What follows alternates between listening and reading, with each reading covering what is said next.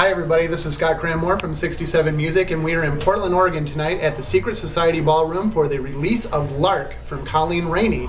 It is a cold night, but it looks like it's going to be a fun time in the ballroom, and we are lucky enough to be standing here with Miss Colleen Raney as we speak, talking a little bit about the new album and what you've been up to since the last time we talked, which I believe was on our old radio show quite a while ago. Ages ago. So for people that are just now getting into the music and wanting to know a little more about you, what have you been doing since the release of your first album up until now?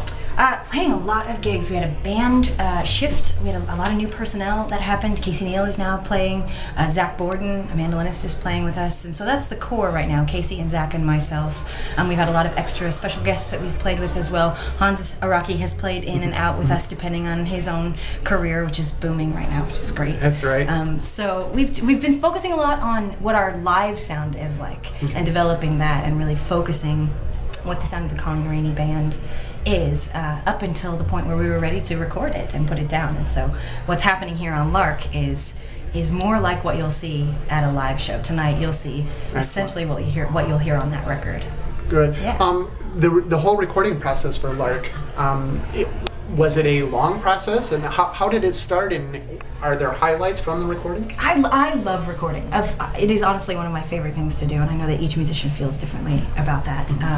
But our process was more the build-up for the month and year before. And then we went into the studio October 1st and we wrapped November 1st, which is a little bit fast. I know that there are people, Hans Araki co-produced with me, and I know that he would prefer that we take a little bit more time, and frankly, so would I. There's a little bit of development that happens in the studio that you like to leave room for. I had a bit of a deadline on this, and so they were all very accommodating, and they really worked hard to push through. I think we did 7 days of recording period for the whole record, and then 3 or 4 days of mixing, and a day of mastering, or 2 days of mastering. So it actually was really quick. It was very quick. It was, I think, breakneck speed is what they would consider it. I think Gary Shelton, who did most of the engineering up in Seattle, needed a nice nap after we were done. I pushed that poor guy, but he's a champ. I mean, he's a pro. He's a Grammy Award-winning studio engineer. And then Jordan Leff here in Portland also was incredibly helpful. That sounds good. Yeah. How did you choose the songs that were going to be on the album? I know that you have some songs, old traditional songs from different cultures. How did you choose them? They sort of chose me, actually. Okay. These are songs that we've been working on for the most part for the last year as a band, and songs that Casey Neal comes from a long history of Scottish and Irish music, as do I, as does Hans. Zach Borden also has a history of music, and so between us, we kept stumbling on these songs that we knew in common and then reimagining them the way that we wanted. There is a song on there that's a more contemporary song by a woman called Ashley Davis. She wrote a song called Down by the Sea, which sounds like it's been around for hundreds of years, but is actually just about 10 years old. Oh. So I'd been doing that with Hans for a little while.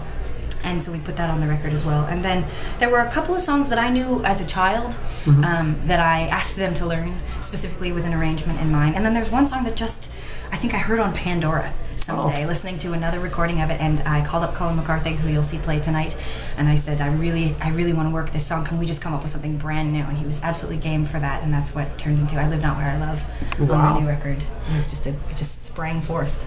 That's really cool. Yeah. So the album is called Lark. Yes. And the first album was called Linnet. Yes. People want to know what's with the bird thing. I know, what is with the bird thing? Well, first of all, I love birds, so I will happily just hop on that train.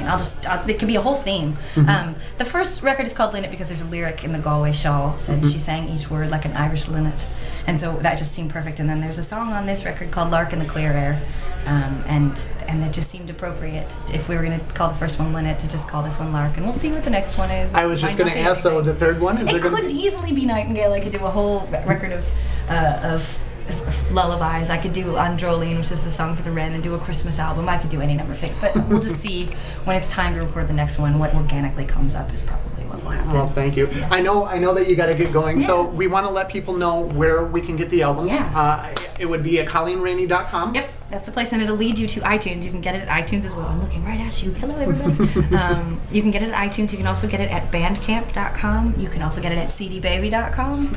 And then, you can also catch it at a live show, which all the live shows will be on ColleenRaney.com. And usually at 67music.com as well. Aw, thanks. Well, we really appreciate you hanging out with us and speaking a little bit about it. We're looking forward to seeing the show. And like she said, ColleenRaney.com, and pick up the new album. You will love it. Thank you very much. We'll see ya. Thanks, Colleen. Thank you.